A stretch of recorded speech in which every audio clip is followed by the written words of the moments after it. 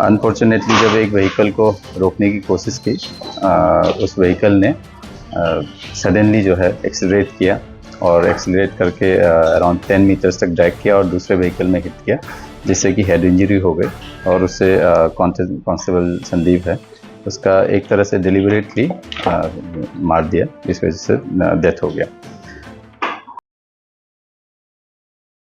नमस्कार, आप देख रहे हैं तेज तर्रार और मेरा नाम है आफरीन खान। हाल ही में हमने आपको एक खबर दिखाई थी जहां पर दिल्ली से एक हैरान करने वाला मामला सामने आया था। नांगलोई थाने में तैनात एक कांस्टेबल को एक गाड़ी ने बुरी तरह से टक्कर मार दी, जिसके बाद उसे 10 मीटर तक घसीटा भी गया, जिसके बाद कांस्टेबल के सर में गहरी इंजरी आई थी, जिसके चलते उसने दम तोड़ दिया था। अब इस मामले में अपडेट क्या कुछ आया है वो मैं आपको बताऊंगी, लेकिन अगर इससे पहले आपने उस खबर को नहीं देखा तो उसका लिंक मैं आपको डिस्क्रिप्शन में दे रही हूँ। उस खबर को जाकर पहले ज़रूर देखिएगा, तभी आपको ये खबर समझ में आएगी। लेकिन अगर मैं संक्षेप में बताऊं तो मामला पूरा ये था कि हाल ही में रात के वक्त गश्त कर रहे एक कांस्टेबल जिनका नाम संदीप बताया जा रहा था, उन्होंने एक गाड़ी को रोकने की कोशिश की। गाड़ी वालों से कहा कि रुक जाइए, लेकिन उन गाड़ी वालों ने गाड़ी को रोकने की बजाय हेड कांस्टेबल को टक्कर मार दी और उसके बाद 10 मीटर तक उन्हें घसीट दिया, जिसकी वजह से उनके सर में बहुत गहरी चोट आई, जिसके चलते उन्होंने दम तोड़ दिया। अब इस मामले में क्या कुछ अपडेट आया है उसे लेकर मैं आपके सामने आई हूँ। तो एक बार फिर से अगर आपने उस खबर को नहीं देखा तो पहले जाकर उस खबर को जरूर देखिए। तो देखिए, अब इस मामले में अपडेट ये आई है कि डीसीपी आउटर ने पूरे मामले पर जो है अपना बयान दिया और ये बताया कि अब जो 2 आरोपी थे जो उस वक्त वैगनार कार में सवार थे, उनकी गिरफ्तारी कर ली गई है। कई टीमों को बनाया गया, जिसके बाद कई जगह छापेमारी की गई और उसके बाद उन 2 आरोपियों की गिरफ्तारी की गई। दोनों दिल्ली के ही रहने वाले बताए जा रहे हैं। एक की उम्र तकरीबन 39 साल बताई जा रही है, वहीं दूसरे की उम्र काफ़ी कम बताई जा रही है, हालांकि 25-30 के आसपास उसकी उम्र बताई जा रही है। डीसीपी आउटर ने पूरे मामले को लेकर क्या कुछ कहा है, आप खुद सुने। जैसे कि आपको पता है, हमारे पुलिस कांस्टेबल संदीप का अनफॉर्चुनेट डेथ हो गया था। ये हमें पता चला है कि एक रोड रेज का इंसिडेंट है। जो मेन एक्यूज है उसको अभी आज हमने अप्रीहेंड कर लिया है। कल जैसे कि आपको पता है फर्स्ट एक्यूज हमने ऑलरेडी अप्रीहेंड कर लिया था। जो इंसिडेंट है, पेट्रोलिंग ड्यूटी के दौरान कांस्टेबल संदीप जो 2018 बैच के हैं और नांगलोई पुलिस स्टेशन में कार्यरत थे, वो अपने बीट में जा रहे थे। अनफॉर्चुनेटली जब एक व्हीकल को रोकने की कोशिश की, उस व्हीकल ने सडनली जो है एक्सीलरेट किया और एक्सीलरेट करके अराउंड 10 मीटर्स तक ड्रैग किया और दूसरे व्हीकल में हिट किया, जिससे कि हेड इंजरी हो गई और उससे कांस्टेबल संदीप है उसका एक तरह से डिलिबरेटली मार दिया, जिस वजह से डेथ हो गया।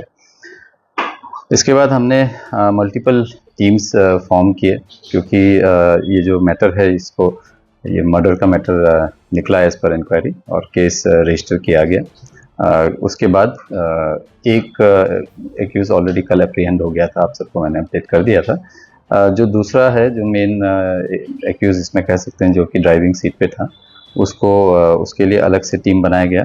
हमने आइडेंटिफाई किया कि उसका नाम है धर्मेंद्र गुलिया एलियस बिंद्रे और ये son of late Rishipal, resident इसका वीना एनक्लेव में ही है और एज करीब 39 इयर्स का है। तो इसके बारे में हमें पता लगा कि यहाँ से दिल्ली से पहले निकल गया था, तो हमारी टीम जो है इसको तलाशते हुए हिमाचल प्रदेश सिरमौर ज़िले में गई। तो वहाँ पे जो सरगर्मी से तलाश किया गया, वहाँ पे हमारे जो नारकोटिक्स टीम है उसके तरफ से टीम गई थी। इसके बाद हमने और भी मल्टीपल टीम्स बनाए हमारे एटीएस की तरफ से और special staff as well as Nangloi police station.